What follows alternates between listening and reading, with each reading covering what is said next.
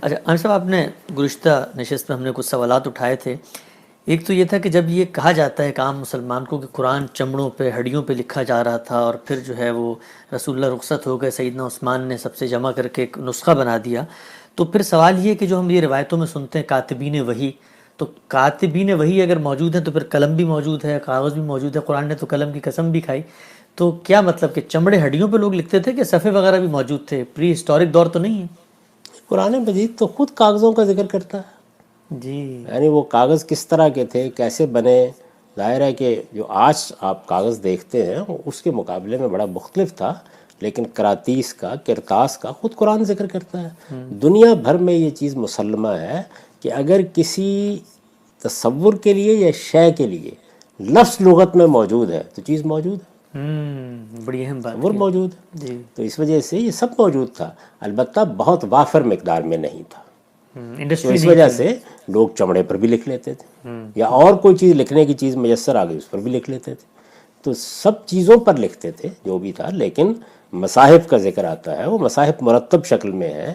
آپ تاریخ میں بعد میں دیکھیے کہ لوگوں کے گھروں میں ہیں تو وہ کیا ہیں، یعنی وہ ہڈیاں اکٹھی کی ہوئی ہیں لوگوں نے. باقاعدہ طریقے سے مرتب منظم قرآن مجید ہے جو ان کے پاس موجود ہے. ٹھیک. اچھا ہم صاحب، خود یہ بات جو ہے وہ اس بات کی گواہی دیتی ہے کہ لوگوں میں اتنی چاہت اور اتنی لوگوں کو احساس ذمہ داری ہے کہ کوئی لفظ رہ نہ جائے. اگر وہ ہڈی پہ لکھتے بھی تھے تو اس کا مطلب وہ محفوظ کرنا چاہ رہے تھے اس کو. یا اگر تھوڑی دیر کے لیے اس بات کو مان بھی لیں، لیکن یہ ہے کہ کاغذ اتنا بھی نایاب نہیں تھا کہ لوگوں کو ہڈیاں ہی دستیاب ہوں اور ان پر لکھیں. وہ ایسا نہیں ہے بالکل بھی. تاہم ہو سکتا ہے کسی موقع پر کسی نے کوئی یادداشت اس طریقے سے بھی اپنے ہاں لکھ لی ہو، ورنہ کاغذ موجود تھا. اور وہی کاغذ تھا جس کے آپ بہت سے آثار اب عجائب گھروں میں بھی دیکھتے ہیں.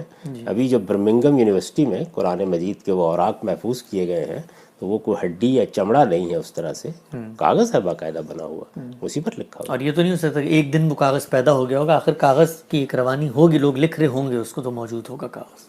یہ اس کا بہت ذکر آتا ہے، عربی شاعری میں آتا ہے، تاریخ میں آتا ہے. یہ بھی ایسے ہی افسانہ ہے. ایک چیز اتنی نہیں ہے بڑی مقدار میں، تو اس وجہ سے دوسری چیزیں بھی لکھنے کے لیے استعمال ہوتی ہیں. یعنی چمڑا بھی استعمال ہو جاتا ہے، ایسے ہی کپڑا بھی استعمال ہو جاتا ہے. تو یہ ہر جگہ رہا ہے. ایک لمبے عرصے تک دنیا میں آپ دیکھتے ہیں کچھ چیزیں چمڑے پر، کچھ کپڑے پر لکھی جاتی تھی. یہ جو چیز بھی آپ کو ایک کرتاس سا بنا دے تو اس پر لوگ لکھتے تھے عام طور پہ. تو قرآن مجید کے بارے میں بھی ایسے ہی ہوا. ٹھیک. اچھا عام صاحب، یہ کیا وجہ ہے کہ یعنی یہ بات آپ کی سمجھ میں آتی ہے کہ لوگ نوٹس لکھ کے ویریفائی بھی کروائیں گے، رسول اللہ کے پاس بھی آئیں گے، تو عقل یہ کہتی ہے کہ ایک نسخہ کو ایسا بھی ہونا چاہیے تھا کہ جو رسول اللہ کا اپنا نسخہ ہوتا، جس میں اگر کوئی آ کر کوئی بات بتا رہا ہے تو وہ اس سے دیکھ کے بتائے تھے. آپ نے کوئی نسخہ نہیں چھوڑا، اس کی کوئی حکمت تھی؟ اور کیا اللہ میاں نے قرآن آپ کے ذہن میں ایسا ڈال دیا تھا کہ جو آ کے بتاتا تھا آپ اس کی تصدیق یا تکذیب؟ بالکل نہیں ہونا چاہیے تھا.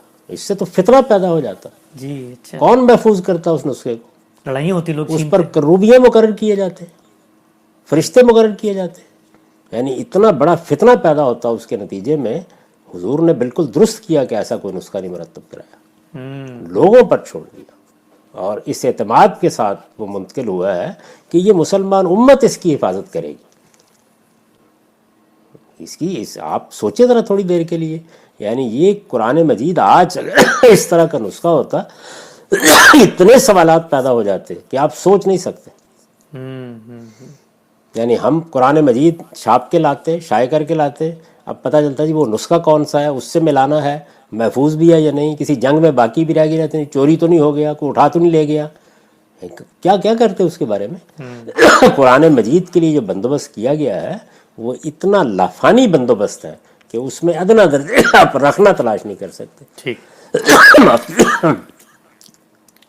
اچھا ہم سے گزشتہ یعنی سوچیں ذرا تھوڑی دیر کے لیے کہ وہ نسخہ رسالت میں آپ صلی اللہ علیہ وسلم ترتیب دے دیتے تو آپ کو آپ کے زمانے میں تو بڑی آسانی نظر آ رہی ہے کہ آپ گئے، آپ نے جا کے دیکھ لیا اس نسخے کو. لوگ حضور سے پوچھتے ہیں، اگر کوئی غلط فہمی ہے تو آپ دور کرتے ہیں، دوسرے صحابہ سے پوچھتے ہیں، اس لیے کہ وہ قرآن مجید اس طریقے سے لوگوں کے سینوں میں جا چکا ہے.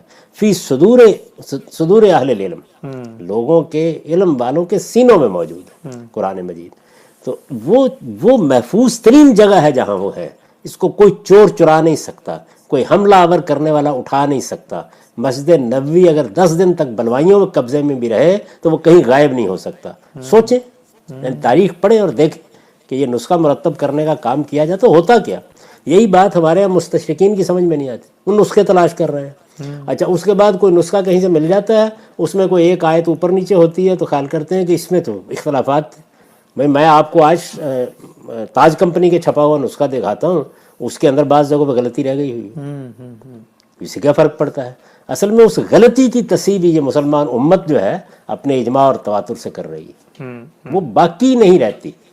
تو نسخے کو آپ غلطیوں سے کیسے محفوظ کرتے ہیں, نسخے کو آپ شہادت میں کیسے پیش کرتے ہیں, نسخے کی آپ حفاظت کے لیے کیا بندوبست کرتے ہیں, یہ بات آج لوگ بیٹھ کے اس طرح بات کر دیتے ہیں. اللہ تعالیٰ نے غیر معمولی اہتمام کیا, وہ اہتمام کیا ہی نہیں کہ جس میں کوئی رکھنا تلاش کیا جا سکے. ٹھیک. اچھا ہم صاحب ایک اور اہم سوال یہ کہ جس وقت ہم کسی چیز کو یاد کرتے ہیں, مثلا میں نے اگر کوئی نظم یاد کی, آپ کی کوئی نظم یاد کی, کسی کی نظم یاد کی, تو مجھے وہ شاعر آ کر یہ کہے کہ اس نظم میں جو تم نے اشعار یاد کیے تھے, انسانی دماغ جو ہے وہ میموری کو یعنی بٹس میں کیپچر کر رہا ہوتا ہے, ایک شعر دوسرا شعر تیسرا شعر, وہ مجھے کہے کہ یہ جو آخری کے 2 شعر ہیں یہ پہلے پڑھو اور پہلے کا شعر آخر میں پڑھو, تو سارا جو حفظ کا میرا سٹرکچر ہے وہ بالکل ٹوٹ جائے گا. تو جب ہم یہ کہتے ہیں کہ قرآن ایک ترتیب سے نازل ہوا لیکن اس کی ایک دوسری ترتیب بھی ہوئی جو توقیفی ترتیب ہے, تو پھر حفاظ کا حفظ کیا ہوا تو سارا ڈسٹارٹ ہو گیا ہوگا. نہیں لیکن صورت لوگ یاد کر رہے ہیں نا, اس کا یہ عمل کہ اب اس کو اس ترتیب کے ساتھ یاد کرنا ہے, یہ تو ہوا ہی آخری 2 سالوں میں. یعنی اب ترتیب کے ساتھ, ترتیب کی اگر آپ بات کر رہے ہیں, رہ گئی یہ بات کہ کسی جگہ کسی کو بتایا گیا کہ یہ حصہ جو ہے فلاں سورہ میں شامل کر لیجئے, تو یہ 5 7 10 مقامات ہیں. یعنی یہ آیت اس آیت کے ساتھ ملا کر پڑھیں, سے روزے کی آیت ہے. جی بالکل, یہ 5 10 مقامات ہے, کچھ بھی نہیں ہے اس میں. اور وہ لوگ اس کی تصحیح کر لیتے تھے, پھر سنانا شروع کر دیتے تھے, پھر بار بار یاد کرتے تھے. وہ آج بھی حافظوں کو بعض اوقات غلطی لگ جاتی ہے, سب چیزیں ہوتی ہیں, ایک دوسرے کی تصحیح ہوتی رہتی ہے. یعنی وہ اتنے بڑے پیمانے پر اس کو پھیلا دیا گیا کہ جس میں اس طرح کی غلطی پر قائم رہنے کے امکانات ختم ہو گئے. تو اس لیے یہ تو ورق پھاڑ دیجئے کہ کوئی نسخہ خدا نخواستہ ایسا ہوتا, یہ مسلمان امت کبھی بھی قرآن مجید کے معاملے میں اس یقین و اذعان پر کھڑی نہیں ہو سکتی تھی جیسے ہم آج کھڑے ہیں. کوئی ضرورت نہیں ہوتی. ہم جب اب قرآن مجید چھاپتے ہیں, قرآن کو شائع کرتے ہیں, قرآن پڑھتے ہیں, کبھی تردد ہی نہیں ہوتا کہ جا کے فلاں نسخے سے ملانا ہے. اور وہ وہاں پڑا ہوا ہے, استنبول کے کسی عجائب گھر میں پڑا ہوا ہے, یا مدینے میں پڑا ہوا ہے, یا فلاں گھر میں پڑا ہوا ہے. سوچئے ذرا تھوڑی دیر کے لیے کیا ہوتا. نہیں, وہ مسلمانوں کے سینوں میں موجود قرآن ہے, وہ ان کے یہاں پھیلا ہوا شائع و ضائع قرآن ہے, وہ ان کی ہر جگہ کے اوپر لکھا ہوا قرآن ہے, وہی مل کے اس کو بالکل تصحیح کے ساتھ آگے بڑھا دیتا ہے.